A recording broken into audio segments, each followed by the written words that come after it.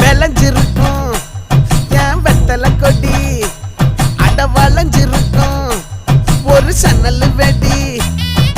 தோட்டா ஒரு கண்ணால தொலைஞ்ச ஒரு பொண்ணால வாக்கா இந்த வம்பால